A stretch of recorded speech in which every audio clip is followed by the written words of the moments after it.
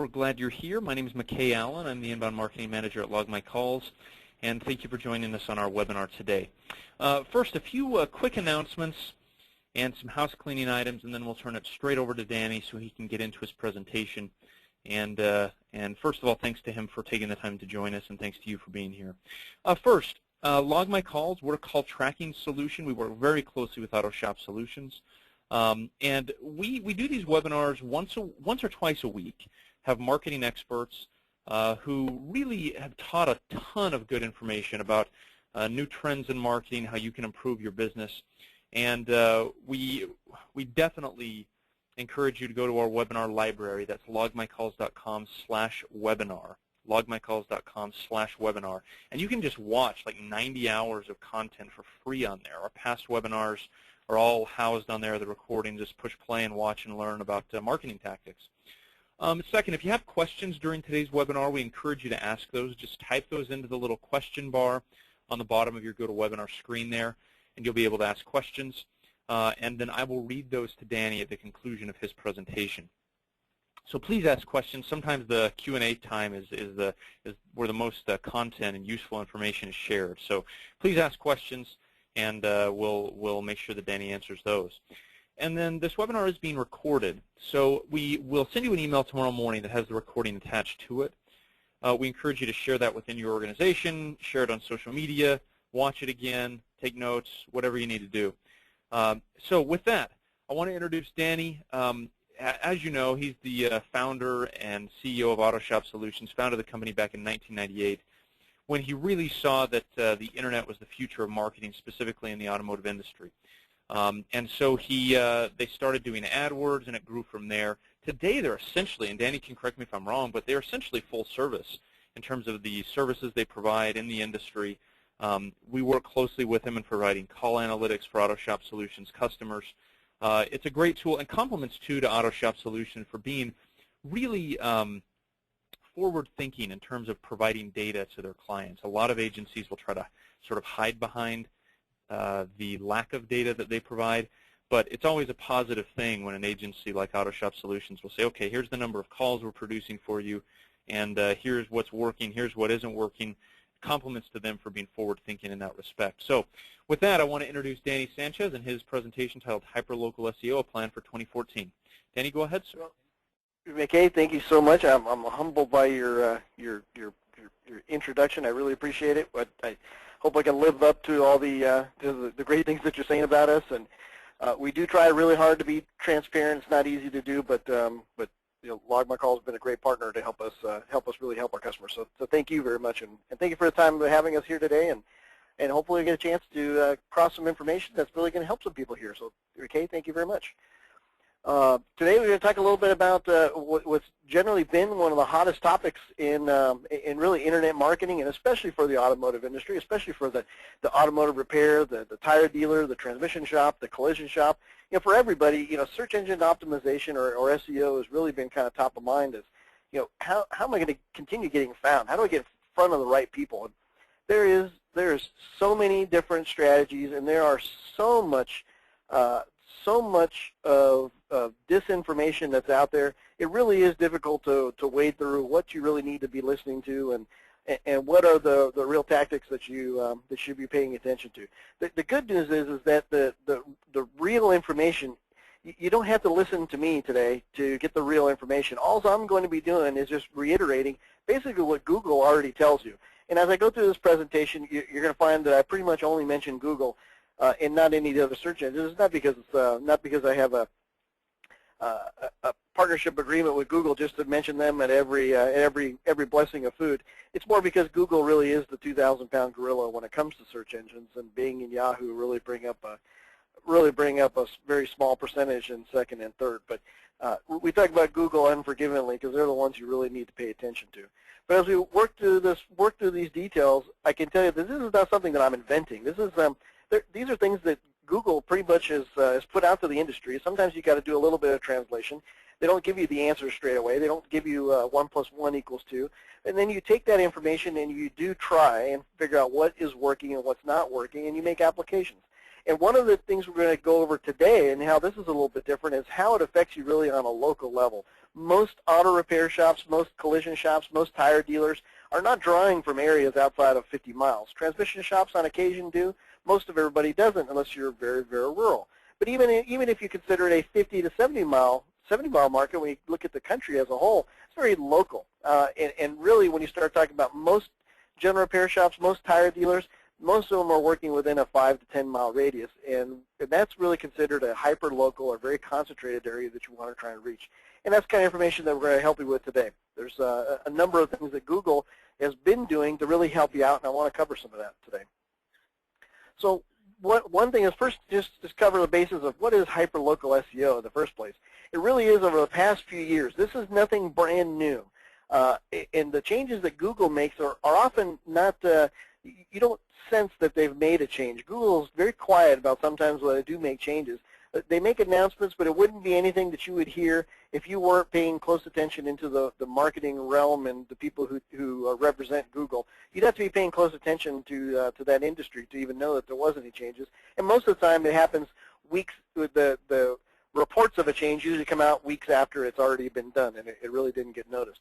So this has already been going on for 2 years. You've already been living some of the algorithm changes that Google's been making to make hyper-local search. And basically it's the users, it's the demand by the users who have made Google apply more local filters to their algorithms to help support more local businesses. Google knows that they continue to be the 2,000-pound gorilla because they are really, really good at delivering relevant results for the users when they're looking for some type of service or any other product. Google is all built on a platform of being good at delivering results. And that's basically, in a nutshell, when you're looking for somebody in the auto repair industry, there's no question that you're not looking for somebody in Boston if you were sitting in Los Angeles. You're looking for somebody who is within a driving distance. And Google's getting really, really good at not only understanding when you type in auto repair, but also when you type in other terms, and I'm going to show you a little bit more of how that means. First, let's go over some of the issues that come with hyper-local. And one is there's an issue that marketers have now, and this means you too. If you're trying to market your business, you're a marketer as well, just as you might be a tire dealer or you might be an auto repair. The Google right now has removed the ability, and I just realized there's a typo in here, so I had to skip my words for just a moment. Google right now has made organic keywords unavailable to marketers, meaning, and the word sewers down there is supposed to be users. I apologize for that. You do not have the ability to see keywords that come in organically into your business, which is something that we used to thrive off of in watching internet reports, I should say, and watching keywords and how people would come to the website, and then also watch how long they stay and other KPIs for how the website is performing. Well, now that data is completely gone. There is no more organic keyword data in your analytic reports. So the question, of course, becomes, well, what do you do now for researching keywords? And there are plenty of other tools. There's plenty of other ways to determine how keywords come through. But this is the next issue that ends up coming from, and I'm going to get into this a little bit, is Google's gotten a lot smarter with keyword search. So exact matching for keywords isn't as critical as it used to be before, and I'm going to explain a little bit more how that works too. But let me tell you about another problem besides not having keyword data into your analytic reports that's going to affect your search engine optimization tactics, because now you're not seeing what words come in. But the next stage too, besides not seeing the keywords, is the display may end up changing as well. So right now what you see on this is a typical Google ad page that you see, and Google's been testing and shifting different formats and still trying different things, and they still haven't come to a conclusion as to how it's going to end up. But for now, this seems to be the preference, which is a great thing because we prefer this too. So what you're seeing here in the blue box is the beginning of where the organic results start. Underneath the red box is where it concludes, or where you see the rest of the first page. There's a little bit clipped off there. And then what you see in the red box is not the organic search. What you see in the red box is actually Google Local. And this is where Google is picking up your local position in in your community, and then adding a listing to the organic results of what we call the six-pack. Now it just happens to be 7 in here, but we still call it the 6-pack. And sometimes there's 8, and sometimes there's only 3. It really just depends on how many local people have qualified in Google's eyes to be able to show up in this. This is a separate ranking, separate from your organic. Here's the problem that comes from this: is it's great if you're there. Of course, you work to try and become in here if you can, but it gives you the opportunity to rank in 2 different places on the page. You can rank here on the organic, on the top or below the red box, and then you can also show up in the Google local box, which is fantastic. But what happens when Google decides to take that box away? Well, and you say, well, I haven't seen that in my neck of the woods, so it really is not going to be a problem. Many shops rank inside that Google local box, but do not rank organically, which means that if they take this away, you actually do not have a ranking on the first page. And many people that we see don't rank on the first 3 or 4 pages, but are lucky enough to have a placement in Google local. And you think, well, that's not necessarily a problem. As long as I'm on the first page, I'm all okay. Well, that could possibly change too, because you can see the results here. There are no 6-pack results in here. As a matter of fact, all there is there's one connection to Google Plus that somebody has a location page. You can see the little grayed out icon right about the middle of the left-hand side of the screen, and the local results are actually removed. Google's been rolling out and testing this this kind of search results on and off throughout the country for the last 2.5 years that we've seen, and haven't really seen them say, you know, this isn't going to happen. So in the last results, if you were in the Google local, you're no longer on the first page of Google when they switch to these results, and that is something that we've seen that's very common. So when we talk about strategies, there are things that you can do to help for both positions, but there's some things that have a little bit more weight for local than they do for organic, and it's all part of being on the first page. The common question that we often do get is, you know, how important it is to be on the first page. And if y'all haven't heard these statistics before, that 98% of the users will not click the second page before that they will go ahead and actually just re-enter a new search phrase and look for something different. So they would assume first that what they searched for was wrong and rather type something new in than actually click the second page and look for more results. And that pretty much tells you that if you're not on the first page, you're really not getting found for the keywords that you're trying to target, or you're not being found for keywords that people are looking for to bring you new business in. So this is a continued issue with, you know, how are you going to rank organically, and making sure that you're separating out Google local from the Google organic. They are completely different. So just some of the things you need to know as far as some of the changes that are coming and how it does affect you with local search. So one of the updates that came out in 2013 is called Google Hummingbird. Now, hopefully you've heard of that one, and if you haven't, you might have heard of Panda, you might have heard of Penguin. And Google likes to name some of their updates just to give them an identity, and I think it's more of a fun thing than anything else. It has nothing to do with a hummingbird. It has nothing to do with the wings or speed or anything else. As a matter of fact, Hummingbird was more like was really less of an update as it was really just updating the overall engine and the power of the engine. It was more like taking out an inline 6 and dropping in a V8 is really what the Hummingbird update was all about. It gave them more power to give their algorithms a little more strength and also a little more intelligence. So two of the things that one is supposed to still be on the horizon, and one is already happening now.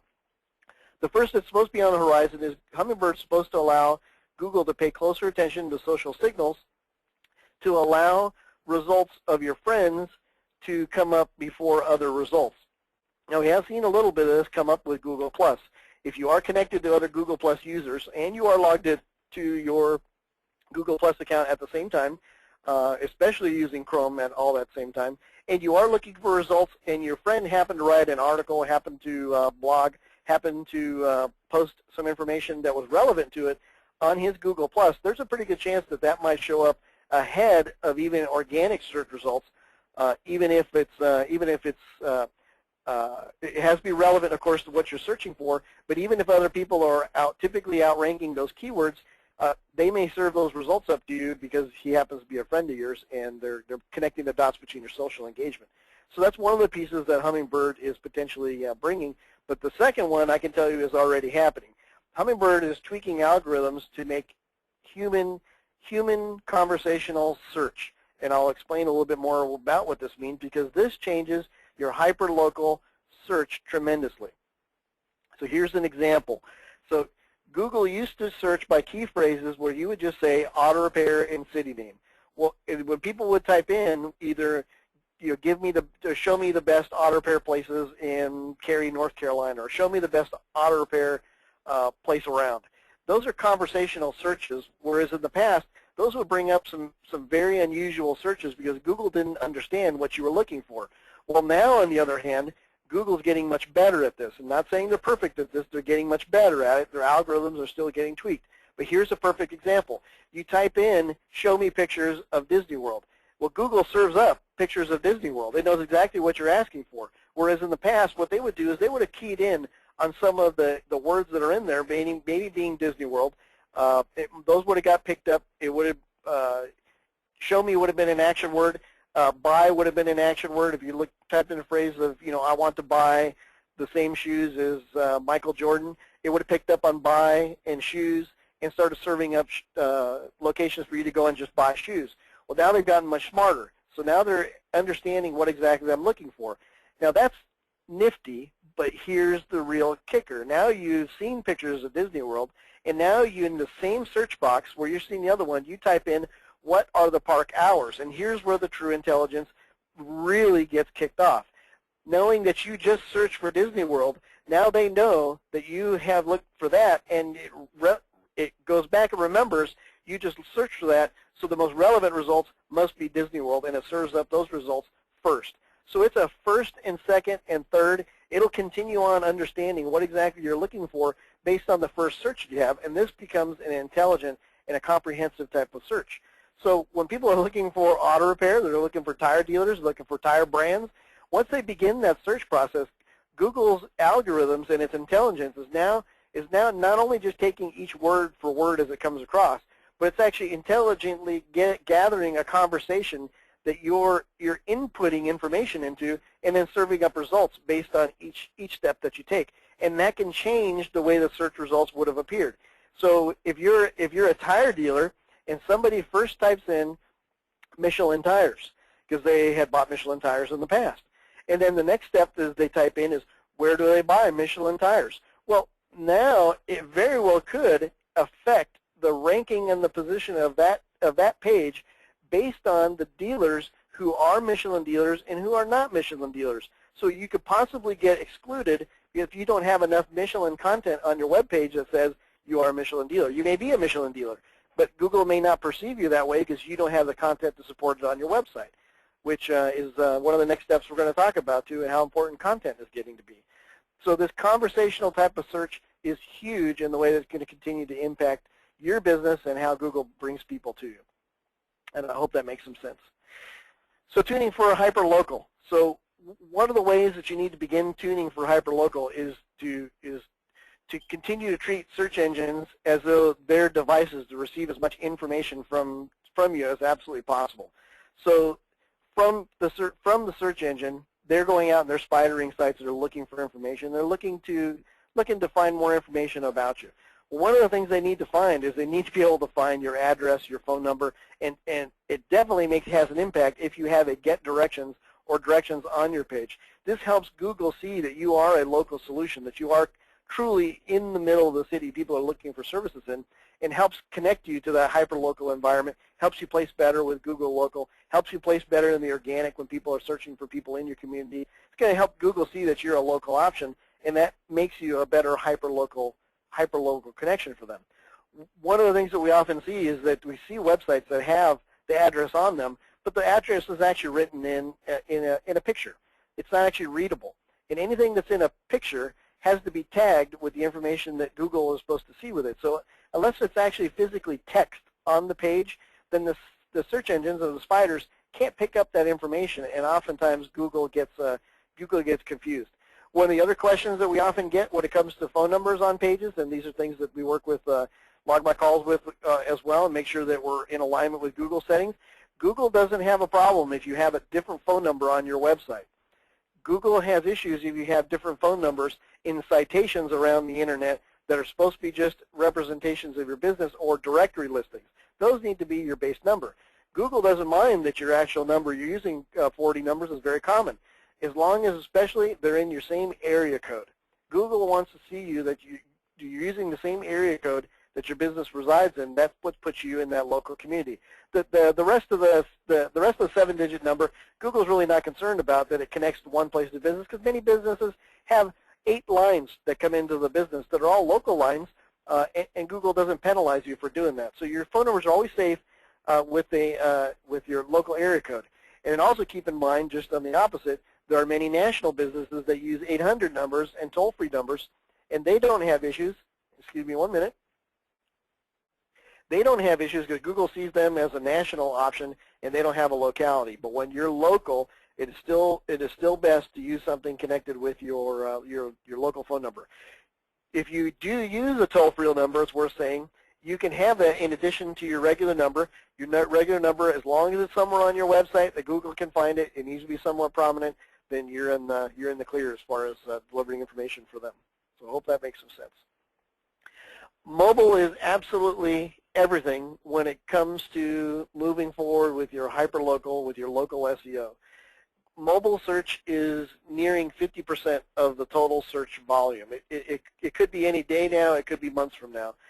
It's been something that's been talked about in the marketing community, and it's really at any moment it's going to be a crossover this year that mobile search will exceed desktop searches. So the issues that come up for mobile searches is that Google now has been very public about how marketers need to display the information when it comes to mobile.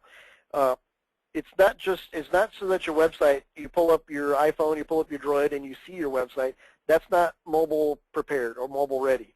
If you have to pinch and zoom and hunt around for information, your website is not mobile ready. If it does not look something like what you see on the screen, where it has adjusted to the size of the screen for being on a mobile phone, either a mobile phone, a phablet, which they call the larger cell phones these days, or a tablet, that it is not mobile ready. Google has already made very clear that responsive web designs are what they prefer.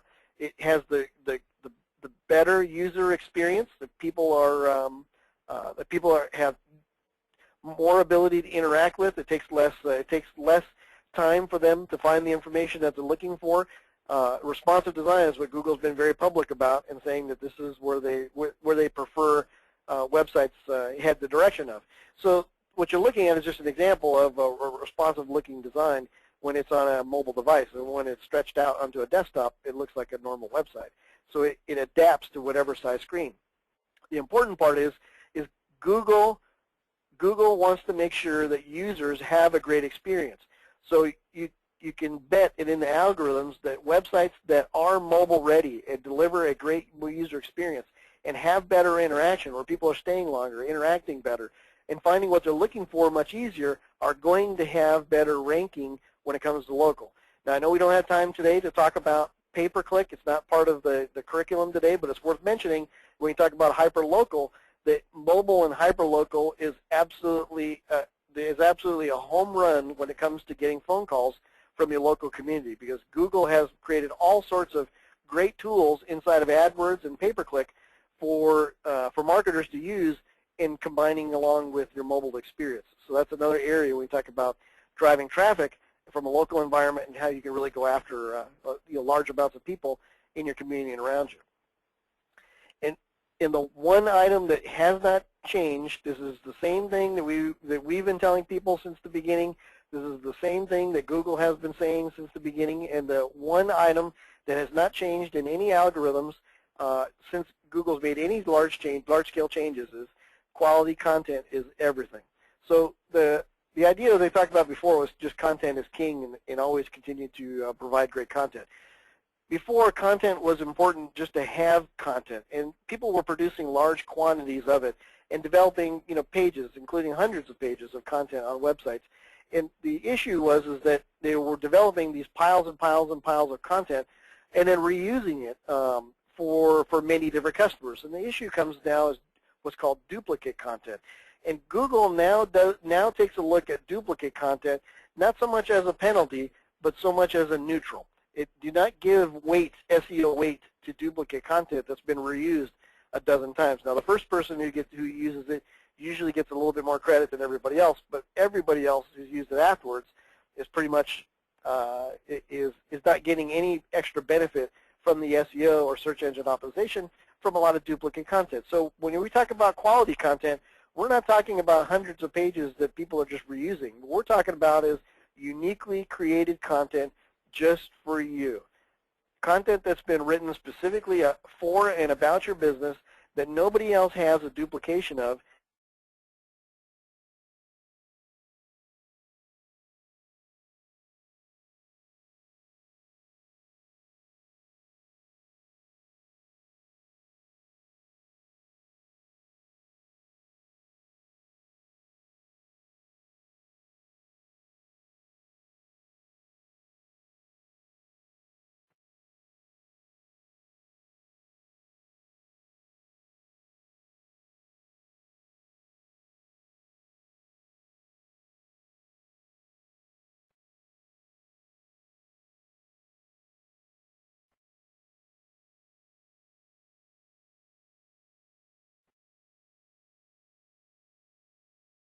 Hey, Danny, I think we lost sound. It doesn't. I think we lost sound a moment ago.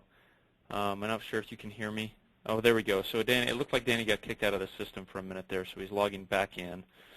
So, no, just to back up what Danny was saying about content until he's ready. Hey, Danny, you there? Sorry, I'm back in. Yeah, I don't know what happened. Oh, you're fine. It went silent for a second, then you came back, and you went silent again. But you're back, so that's fantastic. Yeah. So keep going, sir, and yeah, go ahead. Yeah, we're almost finishing up. I apologize for that, but don't know what happened. So the last piece of the puzzle when it came to Google in quality content is they're looking for something that's made very unique for you. They're looking for it to be very user-friendly. And user-friendly means that the content is written specifically for people to have a great experience, not read a bunch of dribble that's just been written with a bunch of keywords that's all blasted inside of it. The Google can actually read the content and see whether or not it's been written for the search engines, or determine whether or not it's something that's been written for human eyes to read, determining its quality content. In other words, they're seeing the context of everything that you write and put on the website and make a determination of whether or not you're trying to game the system or you're actually providing quality content to the users. And then they make a determination on how well you're going to rank and continue to evolve in your ranking when it comes to creating that experience. So the last notes I have here, in Google's eyes, as far as when it comes to SEO, really not much has changed from Google's eyes. These are all things that they've been describing for some time now. So this is nothing new that's coming from. Their experience has always been the same. The users have a good experience in finding the information and looking for. They continue using Google, but they continue to find you for doing a great job. And Google rewards the companies that continue to make the experience better for the users, and that's what the industry needs to switch to as far as creating content and websites. Is they need to create websites that excite people. They need to create content that gets people engaged. They need to, and these are all components of driving traffic. These are all components of making the phone ring. And you need to get social, and being social is part of your SEO tactics as well. And I know we've only got 30 minutes to talk about today on a topic that we could seriously spend 6 hours about, but those are all components that need to become part of your SEO tactics and in understanding moving forward. So I hope that helps. That's great stuff, Danny. Thank you for the information. Got some good questions coming in, everybody, and we encourage you to ask, keep asking those. So type them in the question area. So first of all, in terms of content, when you say that there needs to be good quality content on the site, tell me what are you referring to? Because I think people assume, oh, I'm going to have to create, mass amounts of content. I mean, talk to us about maybe what a content strategy looks like in the industry. Well, that's a great question, and I'm glad I need to explain that a little bit better. The content we talk about for most tire dealers, repair shops, collision shops, the good news is the content we're talking about is not much more than you had to write maybe a 3 or 4 page essay when you were back in school. So we're not talking about creating hundreds of pages. We're talking about creating really a couple of good paragraphs, and that starts from a good intro paragraph on the home page, a good couple of paragraphs on an About Us page to talk about the history of the company. It means some really well-written content that talks about your services.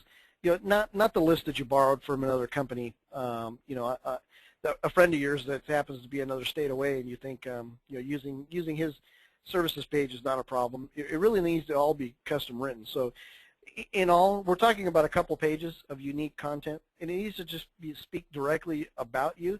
But the most important part about creating content is it needs to be spoken in your voice and the brand of your company. And this is what marketers do in helping make sure that you're presenting yourself the way you want to a customer. No one knows better about your company than you do, but it's the job of a marketer, if you're going to use somebody to do this, or it's your job to relay that to the people who are reading about you, because until they actually call, this is all they know about you. So the flavor of your company needs to come out through your content. The flavor of your culture needs to be evident by the words that you use and the way that you interact. It's the sales process starts the minute they hit the website, and this is your opportunity to give them an insight to what your company's like before they pick up the phone and call. I hope that helps. That's great. And then we're having some questions come in about Google reviews. I assume they mean reviews on like Google Plus Local, places like that. Can you give us sort of the lay of the land in terms of reviews on Google, number one, and then number two, any best practices for people getting those reviews, or red flags, or anything at all you can tell us about reviews on Google would be great. Yeah, absolutely. So acquiring reviews needs to be part of everybody's permanent online marketing plan. It's never going to go away, especially the way Google's positioned themselves with the reviews in Google Plus. It's an integrated part of the search engine now. So the tactics to getting them have changed significantly. And I think most everybody has seen the pitfalls of doing them some of the right ways and some of the wrong ways. And just to point out some of the wrong ways, never, never, never, never, never ask a friend to write a review for you. Never, never, never create one for yourself. Never, never, never, never, never give anything or offer anything to get a review. If Google sniffs out, if you send an email out that has some kind of reward, a $10 off, a $10, well, you can say a $10 Starbucks card if you leave us a Google review. If they sniff that and find out about it, pretty good chance you're going to have all your reviews stripped clean, except for the bad ones. And this is not something I'm telling you that could happen. That's something I'm telling you I've absolutely seen happen. The reviews Google ones are the ones that come naturally. So it makes it very, very difficult to ask for the reviews in any other manner than what you just are hopefully just doing right now, and just reminding your customers how important reviews are. And if you're so inclined, please leave us a review. We've had a lot of success with countertop material. We've had a lot of success with leave-behinds in cars, from window hangers just to cards in the steering wheel. Just asking people to say, hopefully we did a great job for you today, and if we have, please go and leave us a review on any of the social media. So getting reviews is one of the things to encourage people too. Is not everybody uses Google Plus, or everybody believes in Google. Not everybody uses Facebook. Not everybody uses Yelp. Not everybody uses all those different places. So ask them for all of them and see which ones you get. It's really the right thing to do now, is to be asking for it on every platform, and hopefully get lucky that they're connected to one and they leave you a positive review. And that's the best way to go about right now as far as continuing to get reviews that are going to matter. And then we've got a question about call tracking numbers, using 800 numbers or toll-free numbers, I suppose, versus local numbers. Maybe provide a little bit of guidance on that if you can, Danny, and then I can throw my 2 cents in once you're done. So somebody says that looks like they're with a different SEO company, and they say that let's see here. Their website has unique rolling 800 numbers for various landing pages. Is that important, or should we have local area code numbers? Well, as far as I understand from Google, there is, if you do not have a local area code number, it is one more piece of the puzzle that they can't connect you to the local market. It doesn't mean that you're going to be ranked 100th on the page instead of ranked number 4. It's just another small piece of the puzzle. Remember, every little thing makes a small difference when it comes to your rankings. So if you leave out pieces of the puzzle, and if you're having ranking issues, then you might want to take a look at it. But if you're moving along with what you're doing and you're not having any ranking issues, well, leave it alone, but monitor it. Make sure that you continue to rank. Using rolling phone numbers, we have not seen any significant issues with. Although I think that technology is still pretty new, and what I mean new is it's several years old. That's not long enough for us to have any long-term data on, but I haven't seen any big negatives from it. I still like to prefer to have the phone number listed somewhere on the website for people to find, for people who don't like to use 800 numbers. But other than that, I don't see any negative if you're not having problems with it. You want to weigh in on anything else, McKay? Yeah, that I think you're dead on there.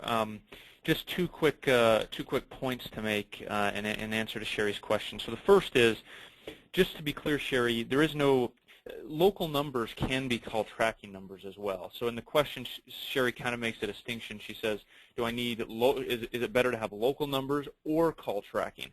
Well, local numbers can be call tracking numbers, so it's not mutually exclusive. Like you can have local numbers that are call tracking numbers. That's the first thing. And then the second thing, in terms of the rotating numbers that you mentioned, I think based on what you're saying, Sherry, that you're probably talking about dynamic number insertion, how the numbers appear based on how the person reached the site, and that is a perfectly acceptable SEO way to use call tracking. That's a great way to do it. So I think you're on the right track to back up what Danny said. And the thing that's interesting is Google has said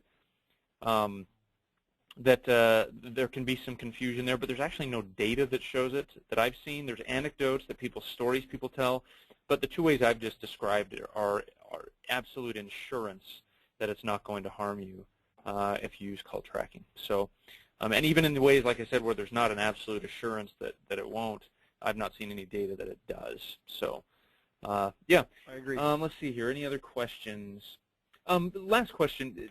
Talk about any SEO changes that you foresee down the road, Danny. And I know you're not trying to read Google's mind necessarily, but based on the trends from Google's algorithm changes, what do you see changing in 2014, 2015, et cetera? Any major shifts, or just sort of more of the same, more focus on content, et cetera? It's definitely more focused on content. I really am telling you the future when I tell you that mobile is the future. Those are shifts that are happening now. Those are not shifts that have happened already. Those mobile technology continues to improve. More people using mobile technology. Google's going to give everybody a little bit of time to adapt to this mobile change in our lifestyles. So the algorithms have not weighed heavily towards mobile just yet, but it's coming.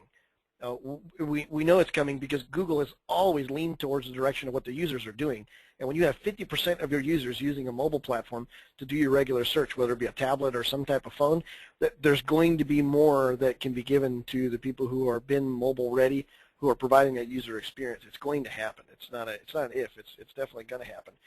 The other things to be making changes from here over this next year is not just creating quality content, but actually eliminating low quality content. Just mass-produced pages on websites that are just loaded duplicate content for about how to fix brakes or how to change a tire or something about cooling systems. That mass-produced data is going to become a negative at some point in time. If nothing else, it's definitely not a positive. And if it's not there to provide specific information for the users, then Google's going to end up lowering the weight of its SEO capacity. So reducing that to a minimum over time is going to be kind of paramount moving forward too. Those are the big changes I see. Awesome. And then I lied to you about being the last question. There is one more question David asked. He said, is pay-per-click via AdWords still relevant? Is it losing relevance? Where do you see pay-per-click going from Google? So I get asked the same questions 3 and 4 and 5 years ago. It seems every year that we get asked the same question. And pay-per-click has actually become more relevant and more important than it ever has in the past. One, because it's the only source of keyword data that you can use right at the moment for understanding how people come to your website. But the other thing, when you talk about a hyper-local environment, it is still the only tool that you can control your marketing area. You have 100% control over where every click comes from, and it is still the highest quality click that can come to your website. When you have somebody who's within a 5-mile radius of your shop, whether you're a tire dealer, with your transmission, whether you're a general repair, you have somebody within a 5-mile radius who types in, find me a tire dealer, find me an auto repair dealer, or timing belt broken, or anything else that's related to the work that you do, and they're within a towable distance, a drivable distance of your shop, and they're looking for somewhere new to go. that is the highest quality lead that you can go after. And I don't know any business who wouldn't be willing to spend a couple bucks to get them to your website to review. Now, the only negative part is that pay-per-click doesn't work just by turning on an AdWord account and putting your credit card in and telling Google, you know, here's 500 bucks, spend it for me. It is unfortunately extremely complex, and Google will spend your money without thinking of whether or not you're getting quality leads or not. The problem with pay-per-click is it has to be done by somebody who knows what they're doing, and it has to be done in conjunction with a quality website. Pay-per-click on its own is kind of like a hammer without a handle. It's still not a tool. The website has to be written with quality content, written with the right code, and built specifically so that the pay-per-click will work properly. And this is the kind of pieces of the puzzle that are missed oftentimes, is one doesn't work without the other. So yeah, can pay-per-click be actually a waste of money? Absolutely, if it's not done correctly. So the only thing I can recommend, it's one of those things where it's just like SEO. You need to understand enough of it so that you can make good decisions, but it really is far too complex for most people to do on their own, and it's not expensive to get help. There's plenty of companies out there who are really good at it who can help you and do it. Great. And how do people get a hold of you guys if they want to work with Autoshop Solutions? So of course we love working with new people all the time. Please reach us at autoshopsolutions.com. You can reach me directly at danny@autoshopsolutions.com anytime. I'm glad to answer questions when I can. And if you're interested in more, please help me, and understand that when you get Autoshop Solutions and you're on our marketing programs, we use the log our call system with our clients so that we want them to know how many phone calls you're getting from our efforts. So you know, if it's not working, we continue to work it and tweak it. And internet marketing is not a black and white. There's no on and off, and there's no it's working or it's not. It's a work in progress, and it's something that we will continue to make a work in progress for the rest of the time you're doing business. It's not like the Yellow Pages. You don't buy it once a year and then forget about it. It's something that you need to change and evolve your business to be looking at on a monthly basis, and that's how we help. Good stuff. Danny, thanks for your time, sir. Appreciate it. Everybody, thanks for taking the time to attend this webinar today. You'll get an email from us tomorrow morning that has the recording attached to it. You can just click into a link and watch the recording. And thanks again. Go to logmycalls.com/webinar, and you can see all of our other webinars and register for future ones as well. So thanks again, everybody. And Danny, thank you, sir. Thank you so much. Have a good day, everybody. Bye-bye.